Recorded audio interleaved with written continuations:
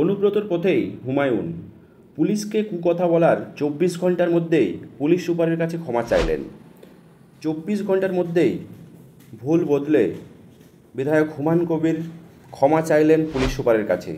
অনুব্রত মণ্ডলের পথেই হেঁটে নিজের বক্তব্যের জন্য ক্ষমা চাইলেন।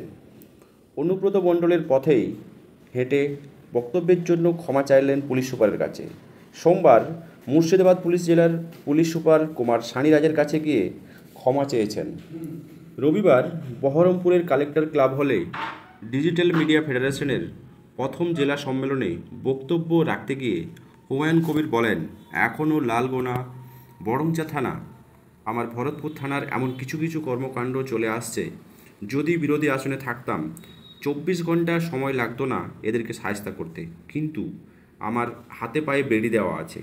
আর তার জন্যই এই সব থানাগুলো সাধারণ মানুষের উপর যে জুলুম অত্যাচার করছে তা অতি টর্চারিং করা হচ্ছে। কী ধরনের হয়রানি তা অবশ্যই স্পষ্ট করেন হুমায়ুন। তবে তার বক্তব্যকে ঘিরে শোরগোল পড়ে যায়। রাজ্যের অধিকাংশ থানাতেই শৃঙ্খলা নেই বলে আগেও একাধিকবার অভিযোগ করেছেন হুমায়ুন। এবার পুলিশকে নিশানা করে তিনি বক্তব্য রেখেছেন, তা সোশ্যাল মিডিয়ায় ভাইরাল হয়ে যায়। তারপরেই মুর্শিদাবাদ পুলিশ জেলার পুলিশ সুপার সানির কাছে ক্ষমা চেয়ে নেন তিনি।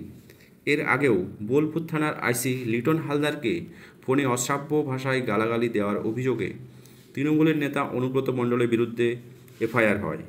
সেই অভিযোগ রাজ্য রাজনীতিতে কেন্দ্রবিন্দুতে চলে আসে অনুব্রত মণ্ডল। পুলিশের তরফে এফআইআর করা হয়েছে। কেস্টের গ্রেপ্তারির দাবিতেই সরব হয়েছে বিরোধীরা। সেই ঘটনার রেশ কাটতে না কাটতেই পুলিশকে নিশানা করে শোরগোল ফেলে দেন ভরতপুরের বিধায়ক হুমায়ুন কবির।